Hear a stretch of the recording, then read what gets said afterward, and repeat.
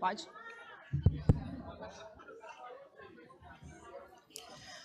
Boa tarde a todos e todas. É com grande honra que recebemos todos vocês aqui para o segundo workshop dos programas de pós-graduação e ensino do Estado do Rio de Janeiro. Neste momento, daremos início à cerimônia de abertura oficial do evento e, para tanto, convidamos para compor a mesa de abertura a ilustríssima vice-reitora da Universidade do Estado do Rio de Janeiro, professora doutora Maria Georgina Muniz Washington.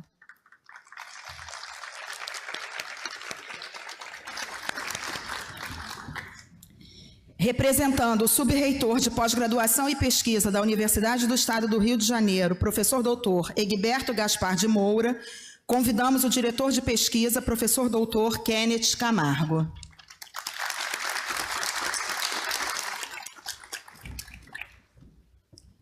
O ilustríssimo diretor do Centro de Educação e Humanidades e professor do Programa de Pós-Graduação de Ensino e Educação Básica do CAP-UERJ, professor doutor Lincoln Tavares Silva. A ilustríssima coordenadora da área de ensino da CAPES, professora doutora Tânia Cremonini de Araújo Jorge. O coordenador do Fórum dos Programas de Pós-Graduação e Ensino do Estado do Rio de Janeiro, professor doutor Vitor Giraldo.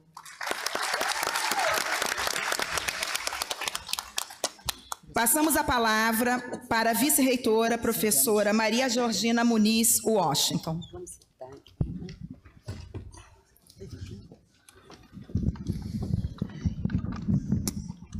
Vai ter que ser assim mesmo.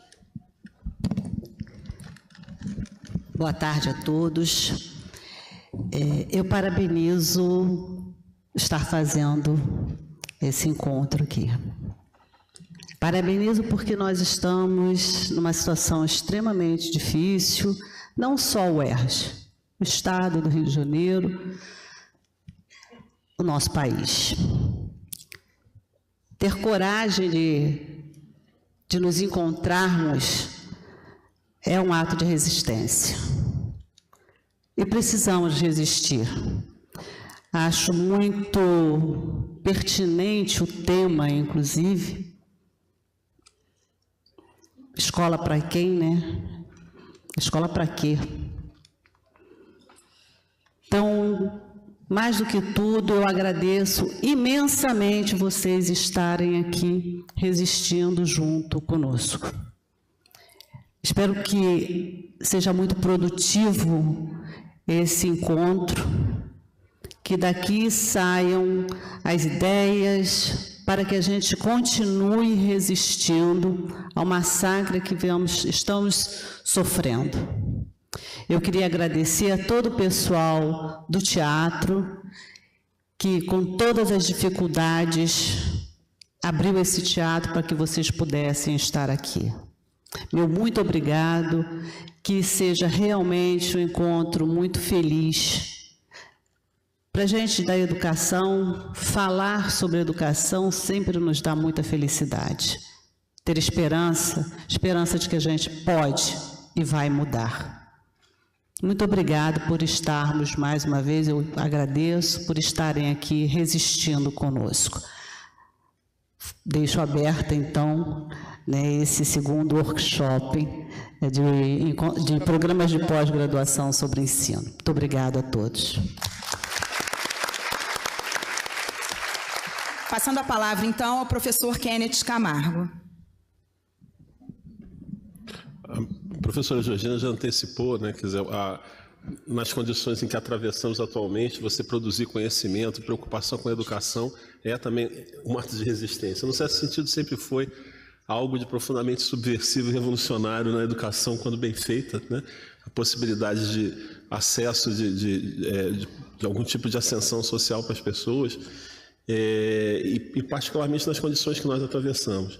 E a gente também fica muito feliz, né, quer dizer, por um lado, porque a educação é uma das joias da coroa dentro da UERJ, né? Um programa, vários programas, na verdade, um já bastante maduro, bem sucedido, programa Nota 7, E faz parte de uma tradição já antiga dessa universidade, essa preocupação via não só esses programas, colégio de aplicação, faculdade de educação, na graduação, na pós-graduação.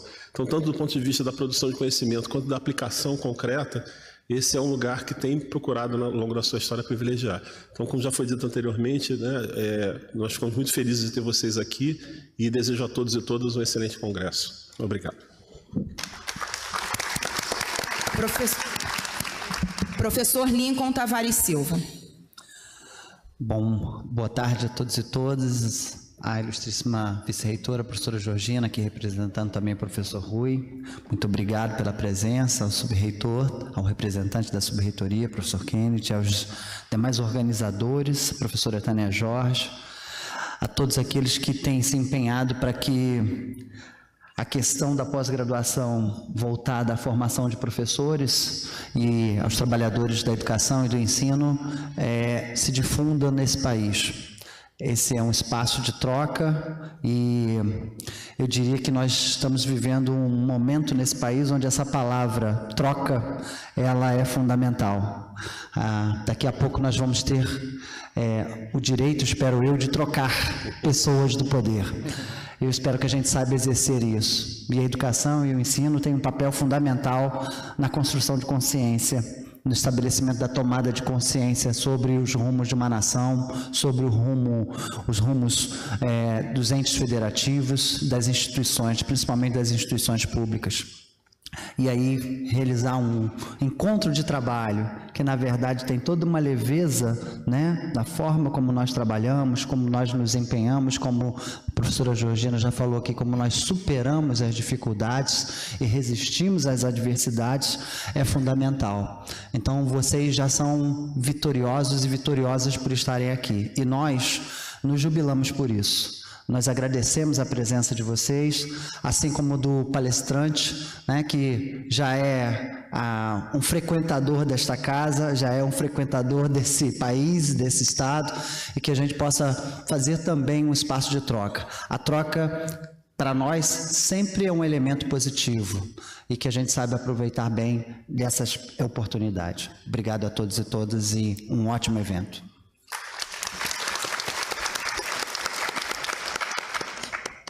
Vou quebrar o protocolo. Eu queria, não falei, né, que agradecer muito ao professor Antônio Nova. Eu, particularmente, sou uma admiradora dele, de sua linha de pensamento, né, suas ações. Então, é um presente para a gente, é um presente para essa universidade ele estar aqui.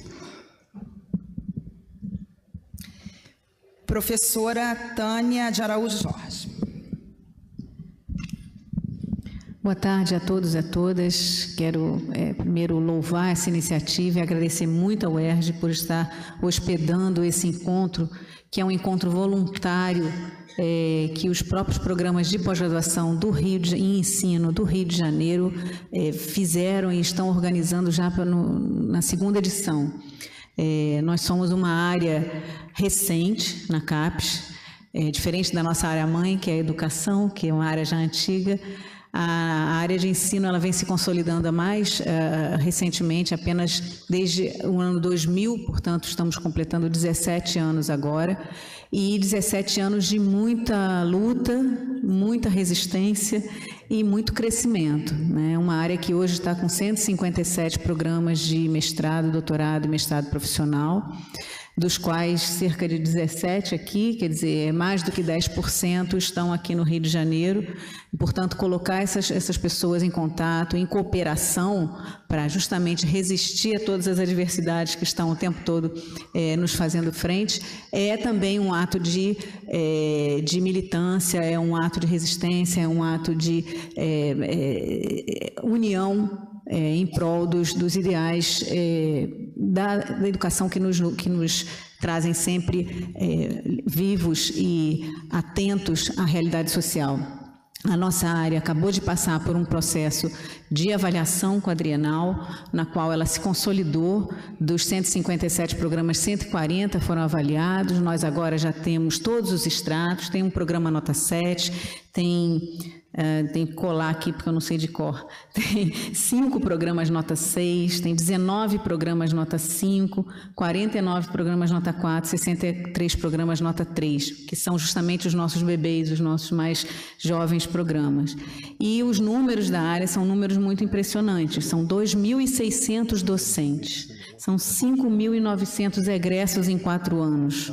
São mais de 20 mil egressos nesses 17 anos. A pergunta que nos fazemos é: qual é a diferença que esses programas fazem no país, fazem na educação, fazem na nossa sociedade? Então, essa pergunta a gente não pode deixar de responder, e eu acho que esses eventos como esse que estão sendo organizados aqui, tem essa missão de nos ajudar a responder para que servem 13.100 artigos, para que servem 2.500 livros produzidos, para que servem 3.000 produtos educacionais, que não sejam só números para a gente avaliar e para a gente comparar e avaliar como é que foi um programa da trienal anterior para essa quadrienal, que é a evolução individual de cada programa e a evolução do conjunto, que não sirvam apenas como números, mas que façam realmente diferença na formação dos nossos professores, na qualificação dos jovens e das crianças e dos adultos, porque a gente pega todos os níveis de ensino que estão necessitando de qualidade e de justamente consciência e resistência nesse momento. Eu estou à disposição de vocês, vou ficar o dia inteiro aqui, convidar a todos para que acompanhem o seminário de área que vai acontecer dias 8, 9 e 10 de novembro em Brasília, mas vai ser transmitido ao vivo, de modo que quem quiser se organizar para acompanhar e participar à distância do seminário é muito bem-vindo. Eu sei que a UERJ tem essas condições de transmissão à distância, talvez pudesse também pensar numa forma de participar mais ativamente, porque o futuro da área vai depender muito das decisões tomadas no próximo seminário, né? O que vamos fazer, como é que avaliamos a nossa inserção social, o que a gente prioriza, qual é o peso de cada coisa na avaliação, tudo isso faz parte da pauta da pós-graduação. E, evidentemente, que ouvir o professor Antônio Nova nos dá força e ânimo para encarar esse processo. Parabéns pelo evento e eu estou aqui com vocês. Obrigada. Professor Vitor Giraldo. Então, boa tarde a todas e todos, colegas. Obrigado pela participação no evento. Obrigado aos colegas da UERJ pela grande hospitalidade. É um grande prazer estar aqui. E eu quero falar primeiramente fora Temer.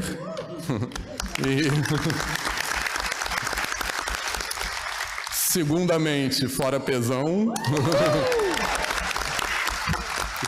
E, nesse sentido, eu quero dizer... Fora Crivella. Desculpem, esqueci disso, tem razão. A lista é grande. A lista é grande, gente. Fora. Pronto. Mas, nesse sentido, eu quero fazer eco com a fala dos colegas que me precederam. Acho que todos nós sabemos que nós estamos atravessando um momento sombrio para a educação, para a pesquisa e para a democracia no país. Mas o que eu quero acrescentar é que quase sempre esses momentos sombrios são momentos também que nos impelem a repensar e a ressignificar as nossas práticas diárias, no nosso caso particular, as nossas práticas de pesquisa e a nossa prática de sala de aula. E é exatamente aí que eu acho que esse evento se insere.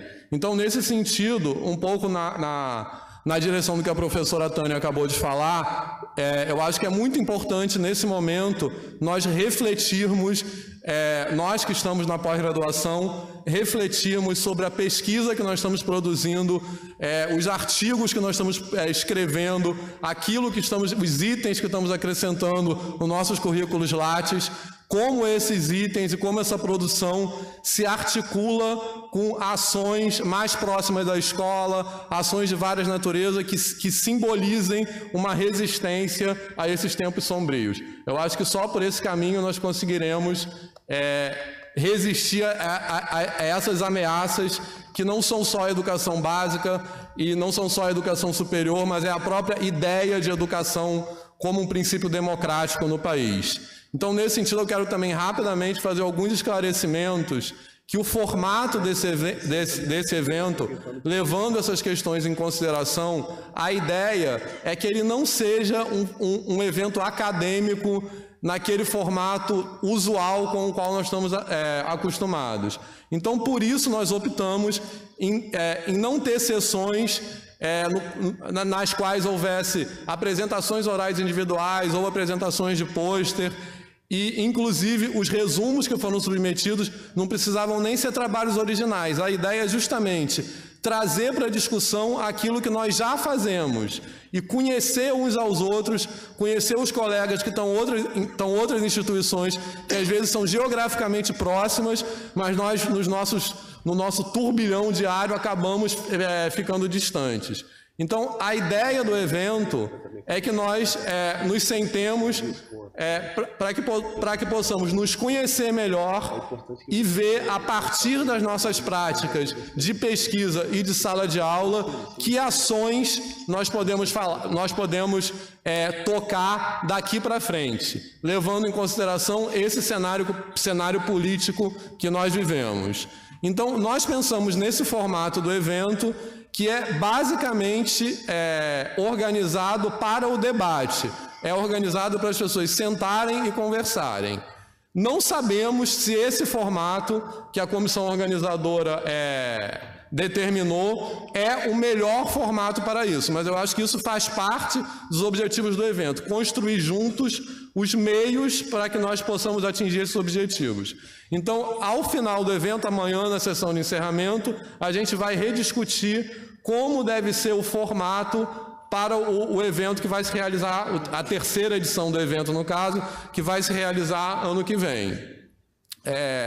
Só para terminar, não posso deixar de dizer que a opção em fazer o evento na UERJ é uma opção política, mas não é só de fortalecer a UERJ, mas é que o fortalecimento da UERJ seja um símbolo da luta de resistência pela educação em geral no país.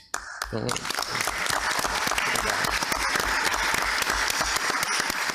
muito obrigado. Bom, antes de encerrar a mesa, a gente não poderia deixar de registrar alguns agradecimentos e já pedindo perdão para se algum nome não for mencionado, vamos ousar agradecer nominalmente. A professora Georgina já começou na sua fala destacando o agradecimento à equipe do teatro e sabemos o quanto é um ato de resistência, não é, Vitor? Fazermos as atividades hoje na Universidade do Estado do Rio de Janeiro. E estamos fazendo porque acreditamos que é preciso continuar resistindo, sim. Então, pela comissão organizadora do evento, eu gostaria de agradecer à equipe do teatro, equipe técnica, Ana Pimentel, Romel Equer, Pablo Rodrigues, Tiago Simogi, Silas Pinto, Duda Bastos, João Brasil, Beatriz Vieira, João Vieira. Orientação de plateia, César Ferreira, Felipe Geazi, Anê Melo, Lili Miranda, Lucas Felício, Tanália, Tainá Pimenta, Wesley Jonathan. Manutenção e Serviços Gerais, Cláudio, Ângela, Priscila Borges. Produção, Araci Breckenfeld, tomara que eu não tenha errado a pronúncia, Rafaela Furtado. Direção do teatro, Alba Ribeiro. Pessoas que tanto nos acolhem sempre que a gente inventa moda aqui no teatro, seja com os atos shows, na concha acústica e também com esse evento. Ao CTE da UERJ, a diretora do CTE, Ana Cláudia Teme, TV UERJ, Cássia, Félix e Charles, e anunciando que a conferência será transmitida ao vivo pela TV UERJ e estará disponível no YouTube. Ao Centro de Educação e Humanidades, ao Departamento Cultural da UERJ, à Prefeitura dos Campi, na pessoa de Márcio Leite, da DIPOC, à Faculdade de Comunicação Social, à Faculdade de Educação e Instituto de Matemática e Estatística. E também aos nossos bolsistas e mestrandos que estão atuando junto na organização, no credenciamento, enfim, todas as etapas que se fazem necessárias para a realização de um evento. Muito obrigada. Então, encerramos a mesa agradecendo a presença de todos e deixo a palavra com o professor Vitor Giraldo para dar início à conferência de abertura com o professor Nova. Pode.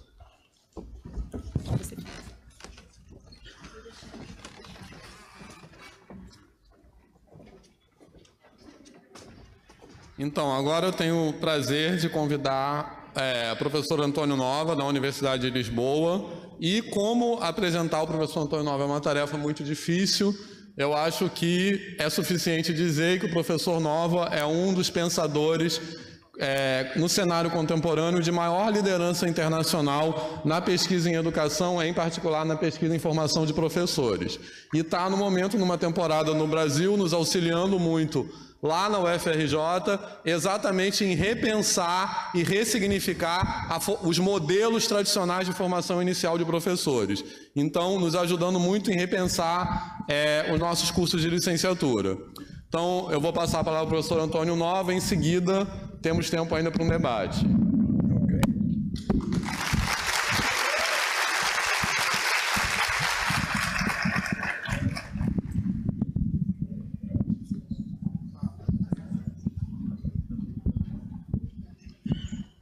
Acho que se ouve daqui, acho que se ouve bem, não? Está ótimo, está ótimo. Tá. Muito obrigado pelo convite, obrigado pela vossa presença. Como o Vítor disse, eu estou aqui ainda mais cerca de 10 dias antes de regressar a Portugal e depois de falar muitas vezes, eu hoje vou fazer uma coisa muito curta e muito direta ao assunto.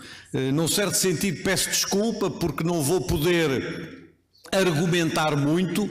O Vítor tinha-me dito, isto é mais para conversarmos uns com os outros do que propriamente para estar a fazer grandes palestras e, portanto, eu vou fazer uma coisa muito simples, um argumento muito mínimo e até um bocadinho excessivo, um bocadinho cortante demais, não é? Portanto, o que eu vou dizer é um pouco cortante demais e precisaria de ser mais argumentado, de ter mais carne lá dentro, é uma coisa um bocadinho tipo esqueleto, uma coisa muito mínima. Como é mínima, aliás, a apresentação que está aqui atrás, eu acho que precisam dos binóculos para ver, mas, enfim, espero que mesmo sem binóculos consigam ver alguma coisa. Eu também vou servir-me dela apenas para me orientar nesta minha intervenção e depois ficarei à vossa disposição para a conversa, que é o mais importante, não é? O meu primeiro ponto, que eu tenho vindo a afirmar muitas vezes, é que a formação de professores é uma formação profissional. E se não assumirmos isto, nós não conseguimos resolver grande parte dos dilemas da formação de professores. Porque nós falamos de muita coisa, de formação académica, de formação intelectual, de formação pedagógica, de formação social, de formação crítica, etc. E tudo isso é importantíssimo, mas temos que o colocar no plano de uma formação para uma profissão. E se continuarmos a achar que dizer formação profissional é desvalorizar a formação de professores, é como se fosse uma formação menor, eu acho que nós não estaremos em condições de construir modelos diferentes de formação profissional universitária. Isto, ela deve estar no mesmo lugar que estão as outras formações profissionais universitárias, os médicos, os engenheiros, os arquitetos, os advogados, que são também elas formações para uma determinada profissão. E quando nós colocamos esta questão, que parece simples, mas não é, levar-me a grandes debates, nós perguntamos: e o que é preciso para que haja uma boa formação profissional? E a minha resposta, que é obviamente uma resposta rápida, é preciso um ambiente institucional, eu vou insistir nesta palavra, ambiente, um ambiente institucional que seja propício à formação de um profissional. No nosso caso, de um profissional docente. Um ambiente. E esse ambiente pode ser definido de muitas maneiras, eu vou defini-lo a partir de 3 entradas. Esse ambiente é um lugar. Precisamos de um lugar, este ambiente é um lugar onde se forma um determinado professor. Este ambiente é um conhecimento. Qual é o conhecimento que existe, que habita este ambiente? E este ambiente é uma determinada cultura. É preciso um ambiente institucional que seja composto de um lugar, de um conhecimento e de uma cultura para formar um determinado profissional, e no nosso caso, esse profissional é o professor, mas o argumento que eu vou utilizar ao longo desta minha intervenção, se vocês tirassem daqui a palavra docente e pusessem a palavra médico ou a palavra engenheiro, esta apresentação funcionaria exatamente da mesma maneira, porque eu vou estar a trabalhar aqui a ideia da formação profissional universitária. Então este ambiente, digo eu, o essencial é um ambiente institucional propício à formação de um profissional. É o argumento que eu desenvolvo no último texto que acabei de escrever, que está ainda em publicação numa revista Cadernos de Pesquisa, que eu julgo que é da Fundação Carlos Chagas, se não me engano, mas que eu terei gosto em partilhar convosco, se vocês se interessarem, porque eu desenvolvo mais esta ideia nesse artigo, deixar-vos aí o meu e-mail no final e terei gosto em partilhar isso convosco, se for do vosso interesse, enviem-me um e-mail e eu responder-vos-ei. Este ambiente institucional é perguntar-se-á se a universidade, hoje, tal como ela está organizada, constitui este ambiente propício à formação de um profissional docente. A universidade constitui este ambiente, sim ou não? A minha resposta é que esta universidade, a universidade tal como está organizada, não é esse ambiente.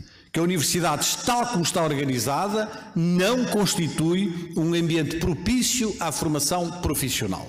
Ela está organizada na mesma estrutura curricular, numa estrutura de aulas tradicionais, de um currículo tradicional, de uma lógica de métodos de ensino antiquados e que, portanto, esta universidade, tal como ela está organizada, não constitui, infelizmente, esse ambiente propício à formação de um profissional docente. Bom, mas se então a universidade não constitui esse ambiente, então são as escolas públicas, as escolas da rede, que constituem hoje o ambiente propício à formação desse profissional docente, sim ou não? E a minha resposta é, infelizmente, também não. Estas escolas, as escolas tal como estão hoje organizadas, estas fotografias são apenas uma metáfora, vocês perceberão que a minha intervenção é sobretudo uma grande metáfora, não é? Ela é metafórica, ela não é argumentativa. Estas escolas também não são, nem constituem esse ambiente propício à formação de um profissional. Temos então um problema para resolver, e o problema é então qual é esse ambiente? Como é que podemos construir esse ambiente e onde é que é o lugar em que esse ambiente se pode enraizar? A minha resposta, que é uma resposta simples mas complexa, é que precisamos de construir um terceiro lugar.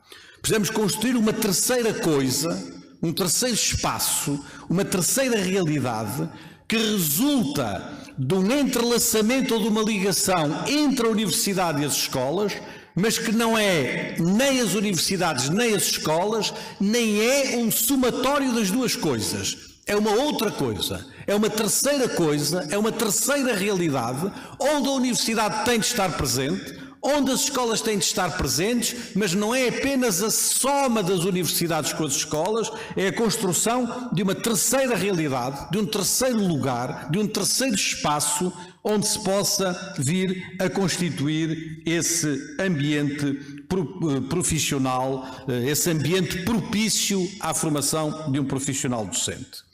Ora, este lugar, este entrelugar, e eu falei-vos de 3 critérios há pouco, o lugar, o conhecimento e a cultura.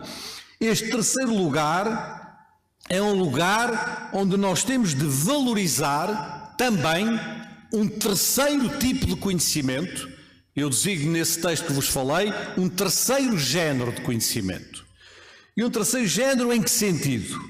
No sentido em que muitos dos nossos debates estão centrados numa dicotomia entre o conhecimento científico das disciplinas, que é obviamente central.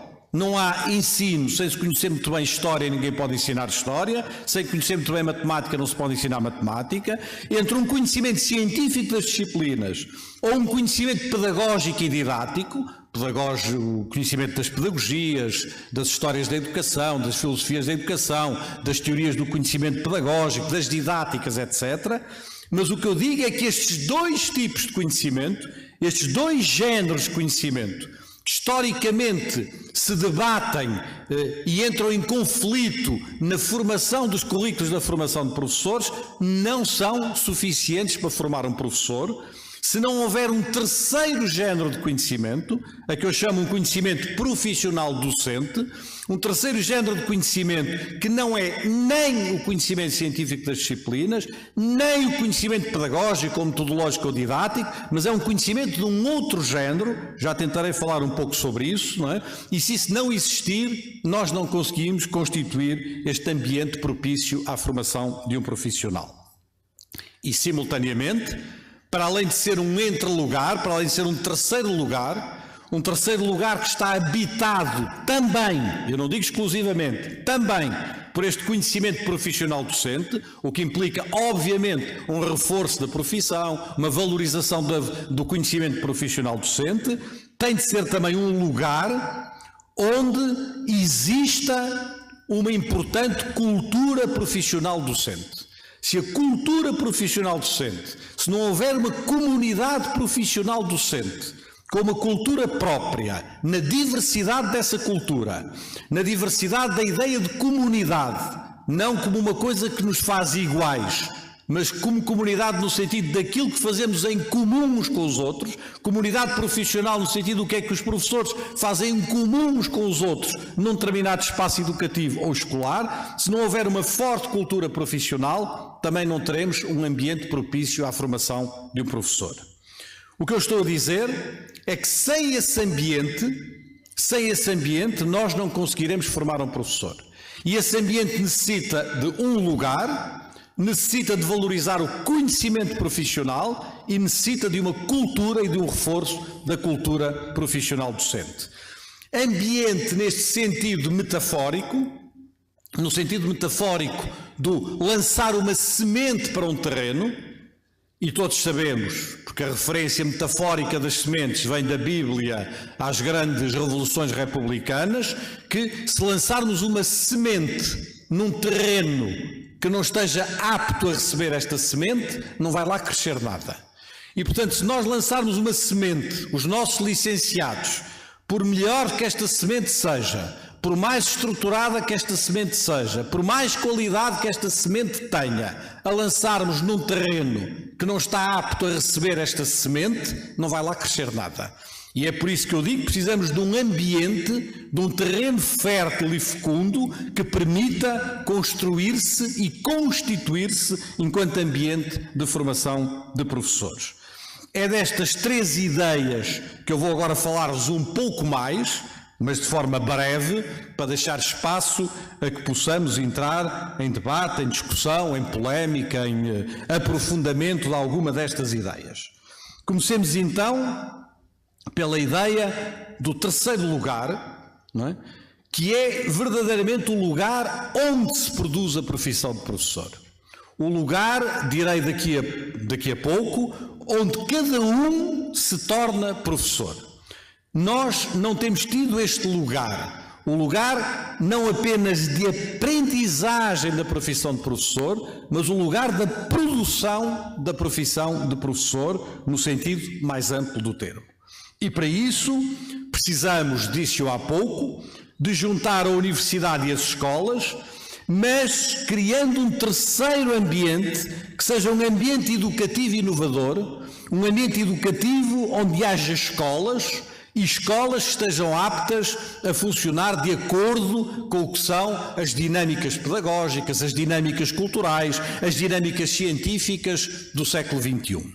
Isto é, dito de outra maneira, se não houver um contrato de formação entre a universidade e as escolas, um contrato de formação que seja transformador da universidade e transformador destas escolas, Um contrato de formação em que a universidade se junta a esta dinâmica das escolas, em que as escolas se comprometem em determinados projetos pedagógicos e projetos de funcionamento, em que as escolas básicas se assumem elas próprias como escolas formadoras, como lugares onde se faz a formação, tanto a formação dos licenciandos como a formação dos seus profissionais, nós dificilmente conseguiremos encontrar esse ambiente onde se pode formar um professor.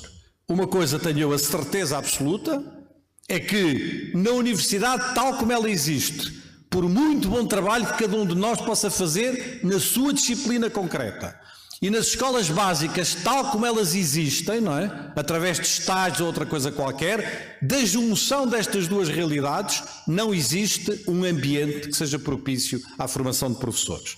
E por isso, sendo excessivo na minha argumentação, sendo até talvez um bocadinho radical, mas é quase uma caricatura o que eu vos vou dizer, eu pessoalmente estou hoje numa fase da minha vida em que estou menos preocupado, não estou a dizer que não estou preocupado, estou a dizer que estou menos preocupado com infinitos e intermináveis debates teóricos, infinitos e intermináveis debates curriculares, infinitos e intermináveis reformas dos programas e dos currículos, infinitos e intermináveis debates metodológicos sobre qual é o melhor método ou o pior método, infinitos e intermináveis debates sobre outra coisa qualquer, e estou mais focado na ideia como é que podemos construir um ambiente propício à formação de um professor.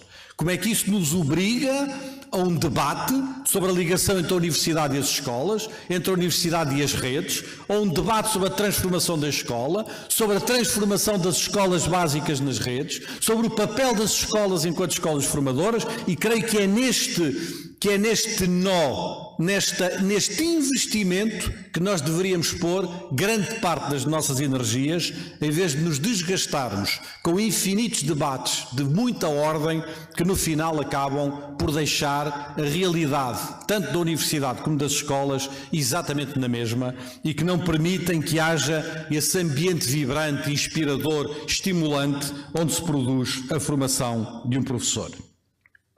Um lugar, disse-vos eu, e um conhecimento profissional docente. E a ideia de conhecimento profissional docente é, a meu ver, decisiva, porque temos duas hipóteses.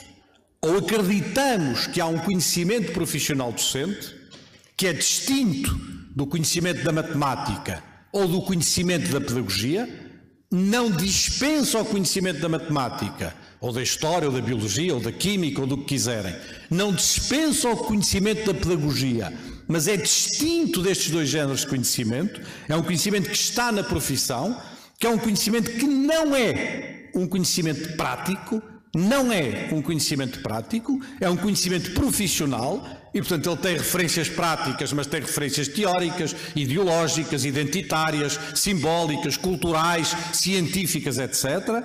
Ou se não acreditarmos nisso, então nós não temos as bases necessárias para uma formação profissional de professores. A existência do conceito de uma formação profissional implica a existência de uma profissão que tenha um conhecimento próprio e específico. Talvez a pessoa que melhor trabalhou este conceito recentemente sobre esta matéria tenha sido o nosso colega norte-americano, o Kenneth Zeichner, que escreveu um texto que fazia a pergunta sobre a formação de professores.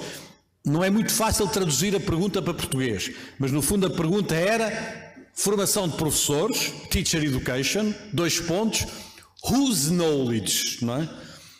O conhecimento de quem?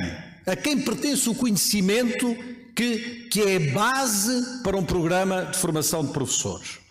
Ora, isso é perguntado e de maneira clara numa outra formação profissional universitária, a formação profissional médica, através de um programa que eu citei várias vezes nas minhas intervenções aqui no Rio de Janeiro, que é o novo programa de formação médica da Escola de Harvard, da Harvard Medical School, um programa notável de formação profissional médica, que eu julgo que nós ganharíamos muito em conhecer e em procurar inspirar-nos do que eles fazem para a nossa construção dos nossos programas de formação docente e no qual poderão vir isso na net, está tudo na net, se puserem Harvard Medical School e o programa chama-se Pathways, não é? Caminhos ou veredas, não é?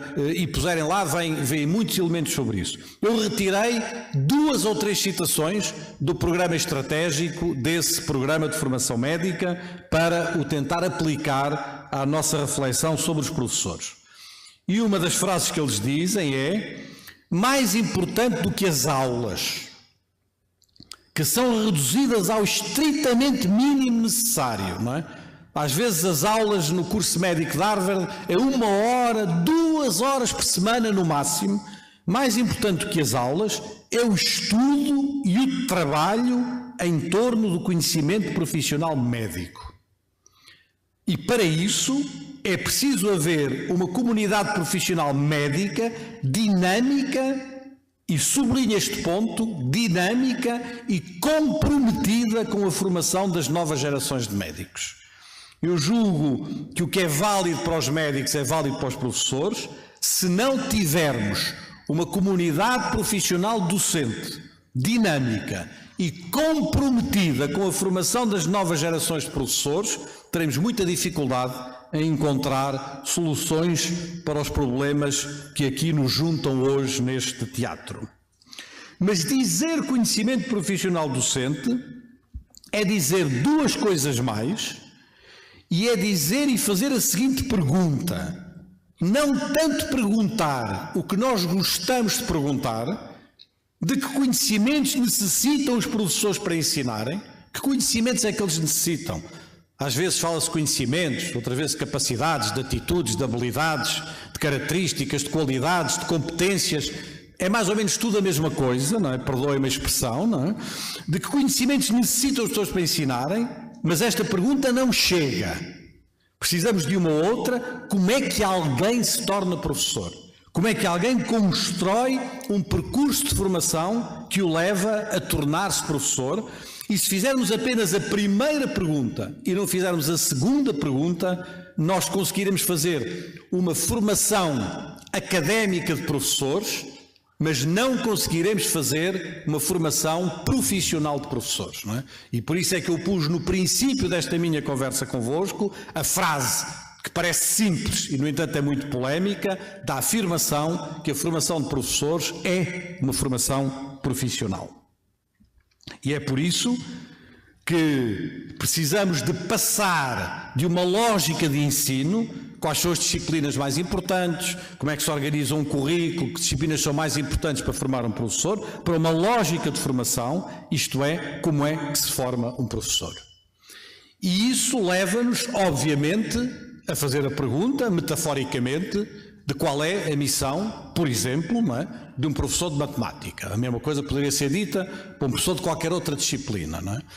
E eu, provocatoriamente, tenho respondido muitas vezes que pobre do professor que responde a esta pergunta dizendo: a missão de um professor de matemática é ensinar matemática.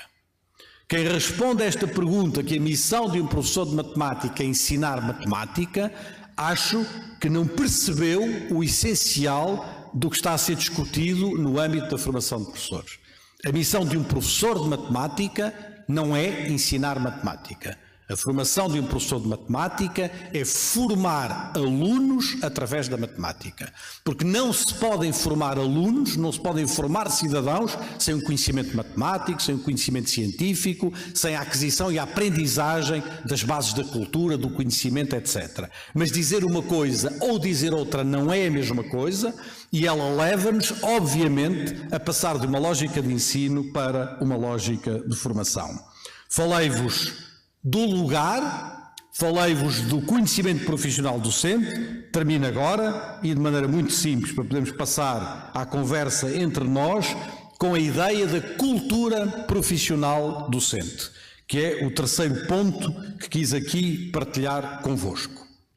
E sobre esta cultura profissional docente, eu volto à Harvard Medical School e a uma afirmação do diretor da Harvard Medical School, quando diz: sabemos que os nossos estudantes de medicina aprendem mais uns com os outros e com os profissionais em exercício do que aprendem connosco os seus professores. E, portanto, o reconhecimento de que a formação depende de uma determinada cooperação, de uma determinada rede de cooperação, de uma determinada rede de cultura, e que isso não diminui em nada o papel dos professores universitários, bem pelo contrário, dá ao papel dos professores universitários uma nova missão, uma missão de organizar o estudo, de organizar os problemas, de organizar a pesquisa, de organizar e acompanhar o trabalho dos estudantes, dá-lhes uma missão muito mais importante e muito mais nobre do que a missão tradicional a que eles historicamente se consagraram. E é por isso que no caso do curso médico de Harvard, tudo é feito a partir de problemas que são estruturados pelos professores, que são construídos por eles. Às vezes é um caso de um paciente, às vezes é um vídeo, às vezes é uma referência teórica, às vezes é uma experiência de um outro médico, às vezes é um assunto de saúde pública, às vezes é outra coisa qualquer, de problemas a partir dos quais se vão organizando as atividades de estudo dos estudantes, uns com os outros entre eles, uns com os outros contactando os médicos do hospital ou médicos que trabalham em centros de saúde.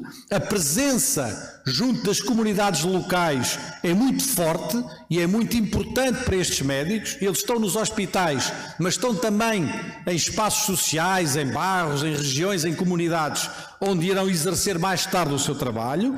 E esta ideia do problema é uma ideia absolutamente central para a constituição deste currículo de formação médica, deste programa Pathways da Harvard Medical School. E o diretor da escola acrescenta um bom problema do ponto de vista do curso de formação médica, não é aquele problema que se resolve depressa.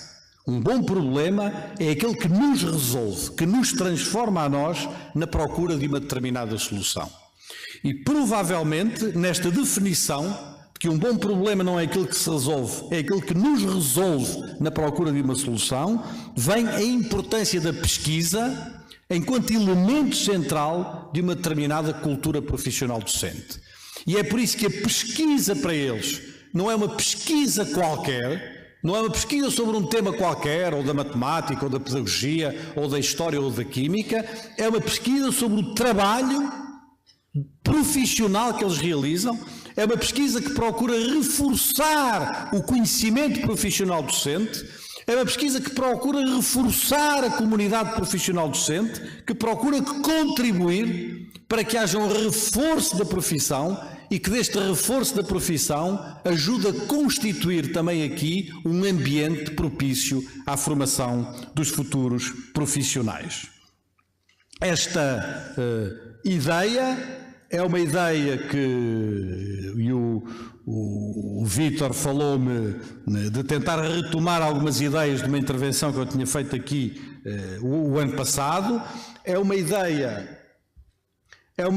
que é para mim muito importante, porque o reforço do papel da profissão docente na formação dos futuros professores é para mim chave para a formação inicial, mas é também chave para a indução profissional ou para a residência docente, isto é, para o período de transição entre a formação inicial e a formação continuada, que é um período decisivo da vida profissional dos professores, do qual cuidamos muito mal, e é decisivo para que haja práticas de formação continuada que não seja uma mera reprodução das lógicas universitárias ou dos catálogos de formação ou de outra coisa qualquer e que constituam um reforço da própria profissão.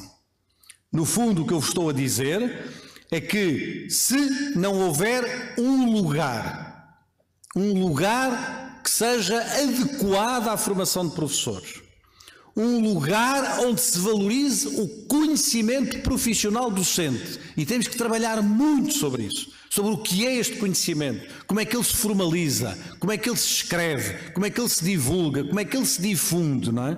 O conhecimento profissional docente. E se não houver uma comunidade profissional forte, e para isso grande parte dos vossos mestrados podem dar um contributo absolutamente fundamental de reforço daqueles que são agora professores que estão nas escolas básicas, que vêm aqui fazer uma pós-graduação convosco e que podem voltar a essas escolas com um maior conhecimento profissional, com um maior reforço da sua cultura profissional, e esperemos que seja para isso que contribuem programas desta ordem e não para, em Portugal isso aconteceu muitas vezes, infelizmente, muitos, e espero que não seja o vosso caso, eu conheço mal os vossos programas, mas aconteceu muitas vezes em muitos casos, e foi uma das coisas mais trágicas que aconteceu na profissão docente em Portugal, é que os mestrados na área da educação serviam para as pessoas fugirem da profissão de professores, não é? Portanto, não servia para se reforçarem nessa profissão, mas servia para irem fazer outras vidas, não é? Para conseguirem, a partir dali, irem fazer outras vidas, não é? Ora, eu esperaria que ele trouxesse um reforço da comunidade profissional dos professores, seja na formação inicial, seja na indução profissional, ou seja na formação continuada.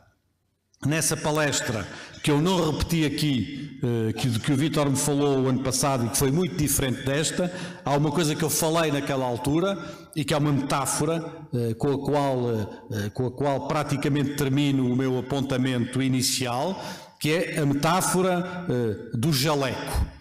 Na Harvard Medical School, quando se chega à escola, quando se chega à universidade, no primeiro dia do curso universitário, num anfiteatro, mais pequeno do que este, há os jovens estudantes de medicina acabados de chegar à universidade com 18 anos, são recebidos pelos médicos do hospital e pelos professores da Faculdade de Medicina, e cada uma destas pessoas mais antigas na profissão, quer sejam médicos do hospital, quer sejam professores da Faculdade de Medicina, que regra geral também são médicos no hospital, da mesma maneira que alguns médicos do hospital também são professores na Faculdade de Medicina. Temos aí o conceito de uma profissão que participa na formação das futuras gerações profissionais.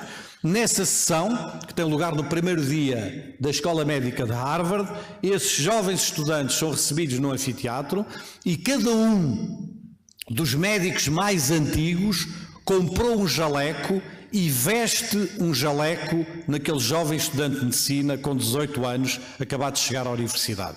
E neste gesto de vestir o jaleco está um gesto e um ritual que diz: tu agora já és médico.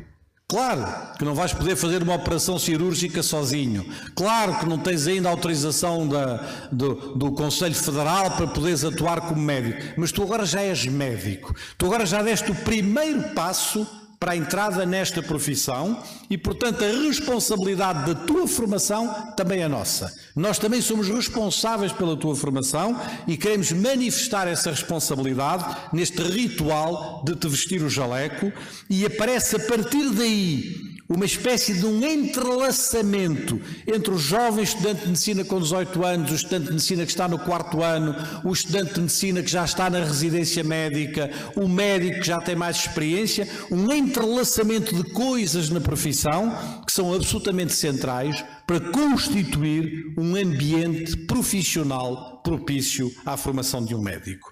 Eu julgo que é exatamente da mesma maneira aquilo que vivemos no caso dos professores. Foi o ponto simples, único, que quis aqui trazer-vos, a preocupação com a constituição de ambientes propícios à formação de professores, um lugar, um conhecimento, uma cultura. Isto implica uma transformação profunda da universidade e das escolas, implica uma transformação profunda do que é o nosso conceito de conhecimento, alargando a um terceiro género de conhecimento, implica uma transformação profunda do que é o papel da comunidade profissional docente, do que é o papel dos outros professores na formação das novas gerações de professores. Claro que nada disto será possível fazer se a universidade continuar tal como está, por melhores que sejam os currículos, por melhores que sejam as disciplinas, por melhores que sejam os professores, por mais competentes que eles deem as suas aulas, fechada tal como está, a universidade não poderá ser parte deste ambiente propício à formação de um professor, e nada disto acontecerá nas escolas básicas tal como estão, não é? Com a falta de condições que têm, com os professores fragmentados, balcanizados, cada um fechado na sua sala de aula, através de aulas que retomam o século XIX, mas que não têm nada a ver com o que é a revolução do conhecimento do nosso século, com o que é a revolução da aprendizagem do nosso século, e portanto precisamos de juntar estas duas coisas, mas de juntar não como somatório, mas de juntar como transformação e metamorfose, como capacidade de se construir uma terceira coisa, um lugar onde seja possível investir na formação do professor. E claro, e por aqui termino, um lugar que tenha no seu coração, a ideia da nossa responsabilidade pública na área da educação, uma responsabilidade que é absolutamente central. Eu não me canso de repetir esta frase da Maxine Greene, uma grande educadora norte-americana, proferida em 1982 no Congresso da Associação Americana de Investigação e Educação, em que ele dizia: criar uma geração de espectadores não é de todo em todo educá-los. Eu não consigo imaginar um propósito coerente para a educação se alguma coisa comum não emergir num espaço público. E esta coisa comum é um sentido de responsabilidade pública, um sentido de um espaço público da educação que é absolutamente central nos dias que correm. E ele é mais central ainda, o Vítor disse-o aqui no início, num período de crise, num período de dificuldades, num período em que parece que tudo corre mal, em que parece que não há saídas, em que parece que não há caminhos. A única coisa que eu vos posso dizer é que há sempre uma saída, não é? Esta frase, há sempre uma saída, repetia eu vezes sem conta, milhares de vezes, como reitor da Universidade de Lisboa, no período mais crítico da vida política do nosso país, não é? Quando toda a gente dizia não há alternativa, quando a política nos dizia não há alternativa, não é? Quando a política nos dizia temos que fazer isto e esta é a única política possível, eu repetia na minha aula magna, bastante parecida com esta, um pouco maior, mas bastante parecida com esta, eu repetia, há sempre uma saída, há sempre uma alternativa. E a Universidade teve esse papel de afirmação da sua presença pública, num tempo de uma crise profunda do nosso país, talvez ainda mais profunda do que aquela que vocês estão a viver hoje. Foi no ano de 2011, 2012, 2013, não é? E essa afirmação foi forte, mas ela foi forte publicamente. Ela chegou à sociedade portuguesa por uma razão de uma enorme simplicidade que eu aqui vos quero trazer. É porque no mesmo momento em que eu e a Universidade levantávamos a nossa voz com a força de todos os nossos pulmões e de todas as nossas cordas vocais, não é? Para criticar o que estava a passar no país, para dizer não podemos aceitar isto, nesse preciso momento nós estávamos a transformar a Universidade de Lisboa. Nós estávamos a mudar a Universidade de Lisboa. Nós estávamos a transformar aquela universidade numa outra coisa. E transformamos de tal maneira que até acabamos por fundi-la com uma outra universidade para construir uma maior universidade pública em Lisboa. Uma universidade com mais responsabilidade. Uma universidade com mais presença na sociedade. Isto é, a legitimidade, a força das nossas palavras veio da capacidade de, ao mesmo tempo, transformarmos a universidade e não encontrarmos todas as desculpas do mundo para continuarmos na mesma e para não fazermos nada, não é?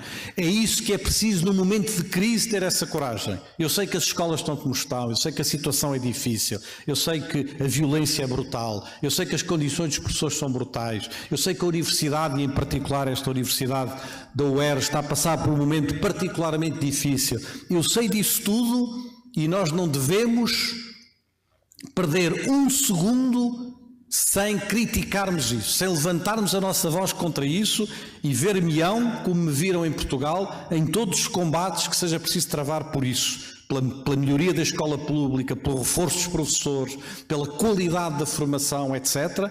Mas, ao mesmo tempo, temos que ir fazendo. Temos de ter a coragem da ação. A ética, os valores não são um discurso. A ética e os valores são uma ação, são um compromisso, são capacidade de agir. E eu diria, perante talvez algum ceticismo de alguns que nos estão a ouvir, mas será que nós conseguimos fazer isto agora? num tempo tão difícil do Brasil, num tempo tão difícil das universidades, num tempo tão difícil das redes municipais e estaduais, num tempo de tanta dificuldade, será que é agora o momento para fazer isto? A minha resposta é agora ou é nunca, não é? É agora ou é nunca. E é agora que tem que se fazer isso, e a coragem dos universitários, a coragem dos professores que estão nas escolas básicas, de poder construir outros ambientes e abrir caminhos para isso, é a coragem de que as sociedades precisam em tempos de crise. É isso que, em grande medida, não é, define a nossa capacidade de algum modo, sermos uma referência para as sociedades. E hoje, mais do que nunca, o Brasil precisa das suas universidades e das suas universidades públicas, o Brasil precisa das suas escolas e das suas escolas públicas, o Brasil precisa de gestos de coragem a esse nível, e a coragem é criticar, e a coragem é indignação, mas a coragem é também a ação de fazermos nas nossas instituições aquilo que dizemos que é preciso fazer. Agora, só falta fazer. As coisas estão ditas, as coisas estão conversadas, temos de continuar a conversar com elas, mas temos de fazer, como dizia o Almada Negreiros, um grande poeta português, numa citação que eu gosto muito de fazer, e que ele dizia: quando eu nasci, ele, Almada Negreiros, quando eu nasci, as frases que eu de salvar a humanidade já estavam todas escritas. Só faltava uma coisa: salvar a humanidade, não é? Eu julgo que as frases que hão de salvar a escola e a formação de pessoas também já estão todas escritas. Falta uma coisa: fazer o que há tanto tempo andamos a dizer que é preciso fazer. Muito obrigado.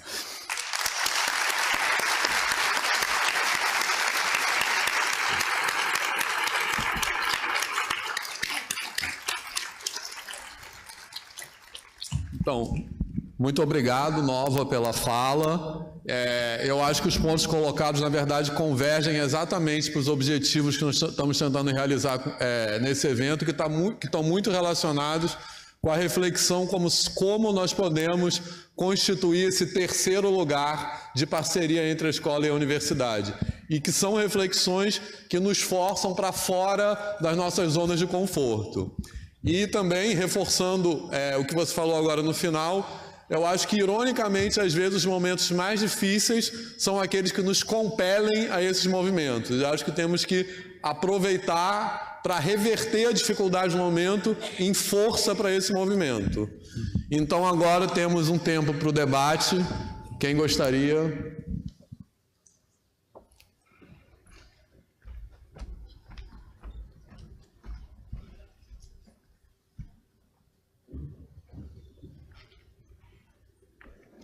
Boa tarde.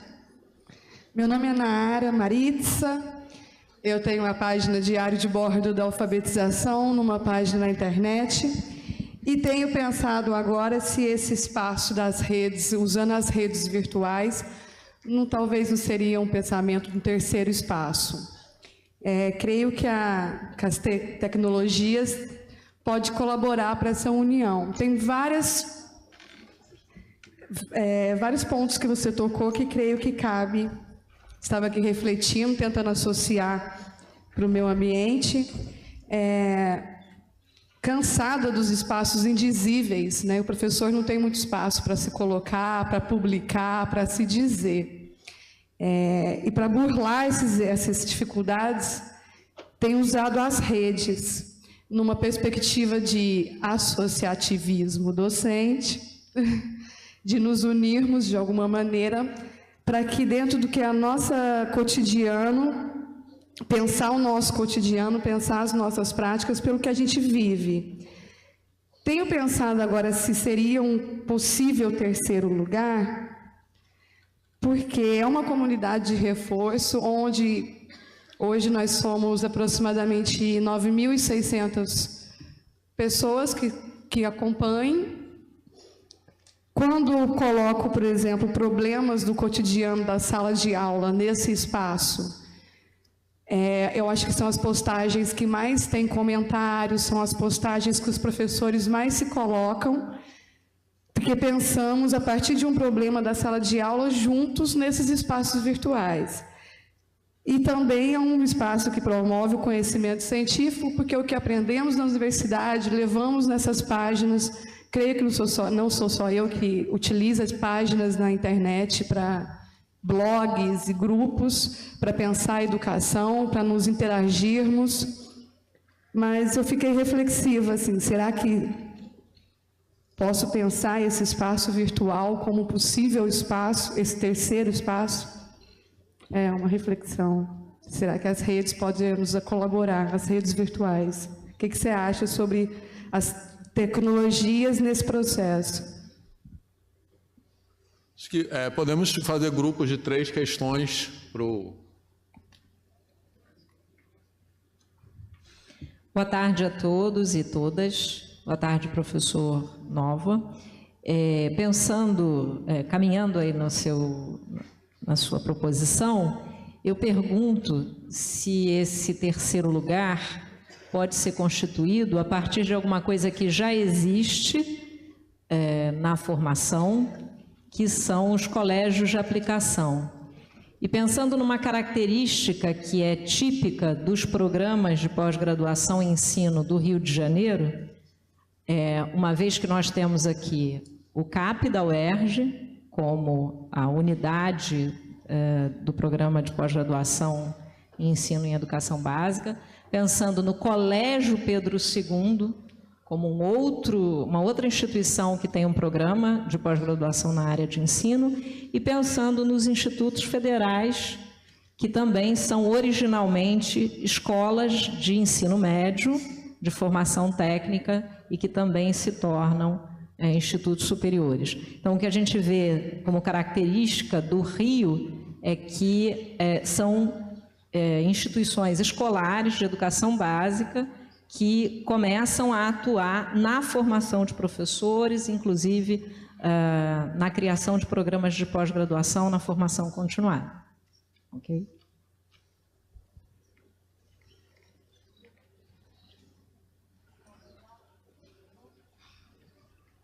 Boa tarde, professor. Meu nome é Patrícia Maneschi, atuando no IFRJ Campus Nilópolis, entre programa de pós-graduação, graduação, ensino técnico, médio. Minha questão é a seguinte: há um tempo atrás nós discutimos no Brasil e também em Portugal, em outros espaços internacionais, a questão entre profissionalização e profissão. Nós fizemos um grande debate sobre isso, chegamos a entendimento da profissionalização docente. Em função também levantando alguns critérios, lá em 2000, a Isabel Valente, a nossa querida portuguesa, já falava sobre os valores da profissão docente e incluía a praxe da nossa autora brasileira, a Selma Garrido, que depois o senhor discutiu um pouco também. O que eu estou trazendo é justamente com relação às experiências que a colega falou do CAP, mas a metodologia dos colégios de aplicação, que inclusive internacionalmente não conseguem nem ter um respaldo grande, A gente acabou lutando por um tempo, lá em 2013, 2012, sobre a sobrevivência dos CAPs. Aqui no Brasil eles quase que desapareceram, assim como também em outros ambientes internacionais. Mas a questão que isso traz é muito interessante com relação a esse novo espaço de uma profissionalização, talvez, ou uma profissão, a própria profissão docente, num ambiente de ensino de ciências, E que é um desafio que eu acho que olhar a escola básica como proposta pública no Brasil é muito recente, A gente tem pouco tempo aí. Como que a gente pode pensar em metodologias de articulação se a nossa própria educação básica se distancia também da universidade, e os projetos em que nós vimos aprovados atualmente, até como, vamos dizer assim, interlocução para essa questão da formação, eles passam muito mais por desenvolvimento de objetos de aprendizagem do que trabalhar o próprio de aprendizagem de ensino, pela própria característica da lógica do ensino, como o senhor colocou. Como é que a gente pode encontrar alguns caminhos metodológicos de articulação dentro de uma política onde a gente produz mais objetos do que, vamos lá, concepções epistemológicas, como o senhor colocou, porque aí nós vamos precisar disso. Isso não consegue trabalhar nesse caminho de entender os saberes da profissão, os conhecimentos elaborados nas experiências, os conhecimentos desdobrados das experiências e a articulação com o próprio aluno, que também ainda não está dentro dessa lógica. Eu acho que é difícil falar em cultura e falar em epistemologia de conhecimento, que uma lógica nova que esteja nascendo. Como que a gente pode articular dentro dessas propostas entre universidade e escolas públicas uma metodologia que conceba essa epistemologia dentro de uma lógica experiencial de formação docente? Talvez, acho que eu não consigo conceber isso assim, a epistemologia sem estar trabalhando nessa prática cultural, né? Da experiência e da própria construção desse conhecimento. Acho que é isso.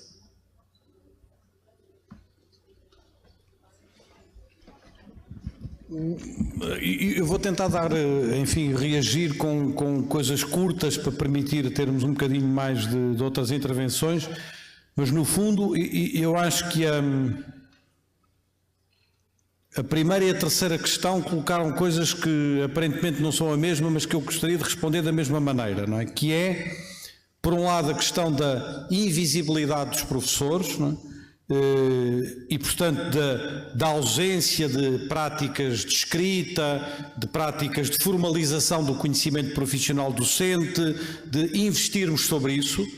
E eu creio que, se nós não investirmos sobre isso, não dermos visibilidade a esse conhecimento, ele não for objeto do nosso trabalho, não for objeto da nossa reflexão, nós teremos uma grande dificuldade, e é aí que eu cruzo com a terceira questão, em constituir um conhecimento profissional docente que se sobreponha a esta espécie de inflação insuportável de materiais e de objetos de ensino e de programas e de coisas feitas no exterior da escola e dos professores, para que os professores possam aplicar ao nível do ensino. Eu julgo que isso é uma realidade de todo o mundo, mas é uma realidade particularmente do Brasil, não é? Quer dizer, a inflação desse tipo de, vocês têm um nome para isso, mas eu não lembro como é que vocês chamam isso, de coisas, de objetos de ensino, de aprendizagem, etc., eles existem na ausência de um reforço do conhecimento profissional docente. E, portanto, eles procuram, de algum modo, suprir uma lacuna, que é a lacuna da existência de um conhecimento profissional docente.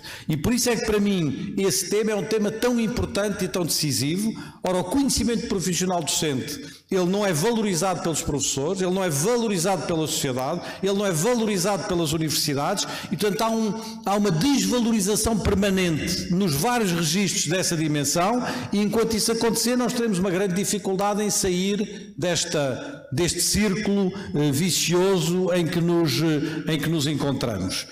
Certamente que as tecnologias, em muitos planos, podem ser um instrumento fabuloso, tanto da aprendizagem, como do associativismo docente e da existência de redes, e tudo isso parece-me um trabalho político e profissional muito importante, que não substitui, no entanto, a transformação da escola. Isto é, não substitui, no entanto, não é, a necessidade de mobilizarmos internamente lógicas coletivas de transformação da escola. No fundo, o que eu estou a dizer é que o associativismo docente não pode ser apenas individual, entre pessoas que estão em lugares muito diferentes, ele tem que ter também uma expressão no espaço institucional da escola, sob pena de termos dificuldades em encontrar algumas soluções para o que andamos à procura. Ainda em relação à terceira questão, o que a mim me espanta, e espanta-me, eu devo dizer que me espanta bastante, é que num país com a imensidão do Brasil e com a importância das suas universidades públicas e com a história que as universidades públicas têm, nomeadamente na área da pedagogia e da formação de professores, nós tínhamos uma enorme dificuldade, eu pelo menos tenho, uma enorme dificuldade, talvez por incapacidade minha, em poder dizer e identificar uma experiência de uma universidade pública brasileira que nós possamos dizer que está uma experiência particularmente inovadora e relevante do ponto de vista de uma nova concepção da formação de professores. Conseguimos encontrar excelentes programas de pós-graduação, conseguimos encontrar materiais de doutoramento e de doutorado muito bons, conseguimos encontrar produção científica de altíssima qualidade aqui no Brasil, comparável ao que se faz em qualquer outra parte do mundo, mas eu tenho procurado isso muitas vezes, dificuldade em dizer, vão ver o programa ou a experiência de formação de professores que se está a fazer na Universidade A ou na Universidade B, porque ela é muito diferente do que é habitual e ela pode ser um elemento de referência. Ora, eu não vejo que haja nenhum impedimento a isso. A lei não é um impedimento, os recursos não são um impedimento, não é preciso grandes recursos para fazer isso. Há um problema de vontade política interna das universidades, não é? Por muitas razões.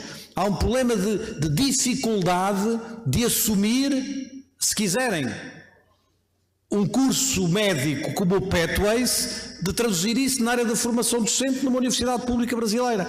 Ora, quando não há... E dir-me-ão, ok, mas uma universidade, nós temos mais de 2 milhões de professores, não resolve o problema. E eu digo o problema, e eu acho que resolve.